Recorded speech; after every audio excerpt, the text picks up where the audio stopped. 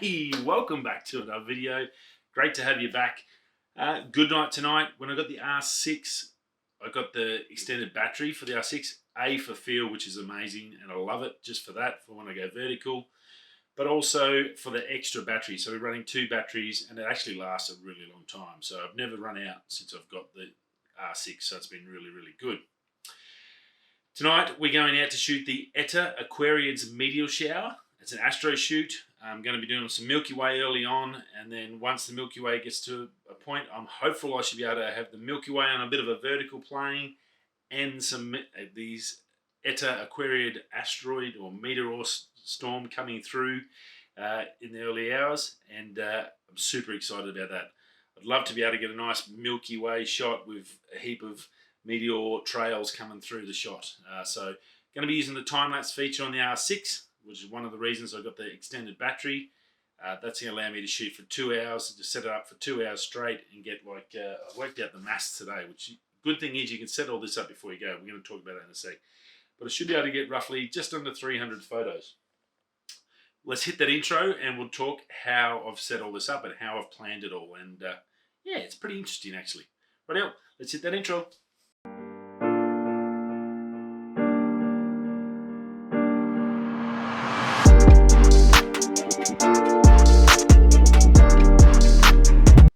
Now there's 3 apps that I always use when I'm planning my shoots. Now when it comes to nighttime, it's a little bit different, the planning, but pretty much the same thing. So the first one we're going to go into photo pills now, and you can see I've got into my plan. I've already got this planned out, so it's a great feature, photo pills.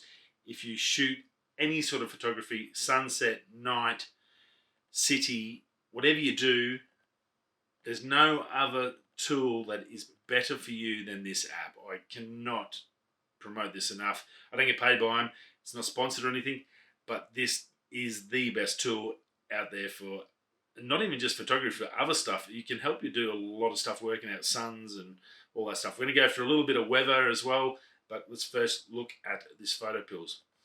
So you can see I've got it set up. We're looking, as I said, we're looking for meteor showers and Milky Way core, so we're going to be doing that. And you'll see over down the bottom there, we've got the solid white line. So that's where we are on the time frame of the night. So if I rotate it, we can see that moves. So you can see just as it hits that white line and goes a solid white, that's when the first bit of the galactic core comes up. Look at the time, it's 8:05 p.m. So straight away we know exactly what time the galactic core is going to be coming up. So that's handy. We know where it's coming up, so you can see the direction is, so you can find a landmark or a feature to go and shoot that. So that's really, really good. The black dot in the center is the middle of my camera. I've already set it up, as you can see up the top, R6 16mm, the EF 16-35. I'm going to be portrait mode because I need to get that. Because I'm doing a time lapse, and the Milky Way is going to come from sort of flat and go vertical. I need to be able to capture as much as that. So if I go horizontal, I'm not going to be able to get all the galactic core, as much of the galactic core. So I've sort of got to work that out. Now, once I get out there and have a bit of a look, I'll sort of have to make that last minute decision on that. So it's a little bit dicey, but I think vertical is probably going to be a better way. Our thin white solid line is there. So we get it just before 2 o'clock, because we'll talk a bit about that. Scroll across the top. No eclipse. But we're doing the Eta Aquarids, which we talked about earlier on, 19th of April to 28th of May. Peak is the 6th of May, and that's going to be at 5 a.m. 36.9 meteors an hour, which is pretty cool. So it should be a bit of a wild light show. Hopefully we get some big ones. We can see that we're crossing over there. That's when the meteors start. So at 2 a.m., I'm going to have the first, that's when the meteors start intensifying, and we should start seeing visually in the sky. So I need to allow that time for that. We'll go over to night AR, and this is the best feature. So you can see our solid white line is the horizon there, and you can see the Eta Aquarids down here on the screen. So that's when they're going to come up. So you can see where the galactic core is, and also where the meteors are going to come through, and line it all up to get your best shot. So that's pretty darn cool. As we scroll through the night, we're going to get to 2:15, or just past 2, 11 past 2. You can see there now above the horizon, we should start seeing those meteors come through, and they'll continue on till 5 o'clock. But at that point, I want to have my camera probably somewhere around there. Sorry about the light there. And then I can capture both the galactic core, which you can see there, and also I'm going to start getting all those meteors coming directly at me. Now, if you go to that top bar where it says the Eta Aquarids, if there's nothing there, all you have to do is hit that box, you click on it, and as you can see, I've got all the different ones. 22, you can go to 23, you can see the ones that are coming up for the rest of this year. There's minor ones, it'll scroll down, it gives you everything that's happening. As you can see on this first page, the Eta Aquarids is very prevalent by the blue bars. So it should be really visual. It should be like a bit of a fireworks display, sort of, I hope. So probably gives you your best chance to get that photo that you wanted. So I'm really looking forward to this. Hopefully I can get it right. So that's the plan for that. So we'll just click on that one, and then it adds it up the top. So now you can see that in the bar. If you want to add the other ones in, you can add them in. You can have multiple on there if they're all around the same period. You can see where they are and plan your shoots around that. So we're going to jump out of there. I will go over to my weather apps.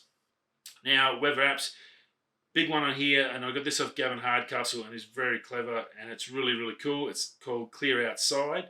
Now, this tells me about clouds. So if you're looking for a sunset, and you want high clouds, so when the sun gets to the horizon, and then it shines up underneath those clouds, and then paints all those clouds with orange colour, you want high clouds. So you can see here you've got low cloud, medium cloud, high cloud, total clouds. So at 1 o'clock when I start shooting, I can see there's going to be 0 clouds all the way to the morning. So there's going to be no clouds, crystal clear. This is probably 90% accurate. It's not 100%, but it definitely gives you a really good chance of getting closer to the mark anyway. Timing wise, as I said, we're going to be doing a time lapse. I've already done my math, so I know what this area, what I normally shoot. I normally shoot 20 seconds, 3200 ISO, and I'll have a 10-second delay for vibrations setting up on the tripod. So that gives me a total of 30 seconds, 20 seconds plus 10, plus 1 second break in between. When I first tested the time-lapse last time, I stuffed up my calculations because I forgot about noise reduction. I'm not going to have that on tonight because the new stacking program I've got will clean that all up. I don't need to worry about that. So 31 seconds, and I know I want roughly 150 minutes, which is 2.5 hours. That's what I'm going to be shooting for. That's 9,000 seconds. And that works out at, divide that by 31 seconds, that gives me 291 photos. I think it's just a bit over, so maybe 292. So I'm going to set that up in the camera. I can just let it shoot, and I'll take that. I'm hopeful that's going to give me enough photos, 291 photos, and one of them is going to, I can do a time lapse, and B, I can also get one photo, hopefully, where there's a heap of meteors coming through with the Milky Way and all that. So that is the plan for tonight. I hope you'll come along with me. Hope I haven't waffled on too much, but those apps are definitely worthwhile checking out. Well, that's it. I've got to pack the bags, pack up the Shimoto, get the camera, got all the NISI filters, got the light pollution NISI filter on, got me Rode microphones, got all my lights charged, and yeah, we're going to head out and take some photos. We're shooting away, and we've already had a couple of really nice meteors come through. It's actually and a big one. It's a massive long white streak of like white light just streaking across the sky. It's very, very cool. Photos are looking fantastic. I changed my times because I went in and I was checking my focus before I put the final lock on. I found that the 20 seconds which I normally use, it's probably not too bad for an individual shot, but I actually went in and checked it again, and you could see a slight blur on the bright stars. So just enough, and I went, oh. So I changed it, and I've gone adjusted up a little bit. So now I've got 10 seconds, and I'm shooting at ISO 6400. So a little bit of a change there. Still f2.8, obviously. Yeah, but we've gone 10 seconds, 6400, and it took that blur off the edge of the stars enough. Now it's like pretty much crystal sharp. I actually thought I had my focus out, but it was just the timing that was wrong. So always pays to double check, which is good. So I've now got it locked on infinity for, obviously, so because now it's 10, it's not going to be 32 seconds. So I've got 22 seconds cycle, and that'll run infinity basically until the battery runs out. I'll show you. I'll try and get up. So I've got a photo. Hopefully, now I've probably lost it. I've got to go back in and find it. Oh no, there it is. So if you can see in here, here's just one of the image of the time lapse. But something special about this one is this beautiful big multicoloured meteor coming straight through the shot. Very cool. So the beauty about that time lapse is I can now take that and make that a single image to really highlight that meteor, but the time lapse looks amazing. It's I've got hundreds of photos there, and the Milky Way is slowly going up to the top of the frame. So it's come up really good. Super stoked. The beauty of having the battery pack on the R6 is the fact that you can just sit here for hours and let it run. I'd seen at least 7 or 8 really good meteors. One spectacular one that come over to the left, and it come through and then it died, and then you could see the rock, I guess the meteor was glowing red, and you could see it drifting for about another, say from the distance away, it's probably 10 k's away, drifted for another couple of kilometers, and you could just see the red glow and just slowly cooled down until it just sort of disappeared into the blackness. That was pretty sensational. And the one, I'll go back through some of the photos. I'm not sure if this was the one, but it was a beautiful big streak, and obviously that's something what we're after. So very successful night, I'd say. I'm going to put that down as a successful meteor shower. The Eta Aquarids, I think it was, in May. Super stoked with that. Hope you like the time lapse. Yeah, cool. Settings, obviously, it was, I went back to 10 seconds. 10 seconds, 6400 ISO, f2.8, obviously. For the timer I did, so it was 10 plus 10, because I had 10-second countdown, so we don't get any vibrations or any movement. So it's 20, and then allow 2 seconds, so 22-second cycle, and then they just kept going over and over on unlimited. So very, very cool. Noise reduction off. Got a stacker program, a really good one, so I'm going to put into that.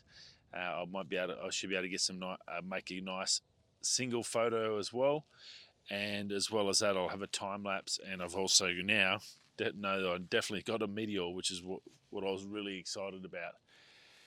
2 nights to go before the peak of this. It's it's a shame of working, because I reckon it's going to be pretty spectacular, because there's at least 15 to 16, I reckon, easy 15 meteors I've seen. Lots of quick flashes, lots of little ones, but some really nice big ones, and yeah, look pretty darn cool. Pitch black sky, very, very cool. Alrighty, I'm going to pack my stuff up and get back and get some sleep. The wind's picked up a little bit too, so it's cold. Gloves, so yeah, definitely time for a nice hot shower and then crash out. Okay, thanks for stopping by. I'll see you on the next video, and yeah, hope you enjoyed it. If you have, smash the subscribe and like. Go check out the website. Lots of fun stuff on the channel, and hope you enjoy. Thanks for stopping by. Thanks.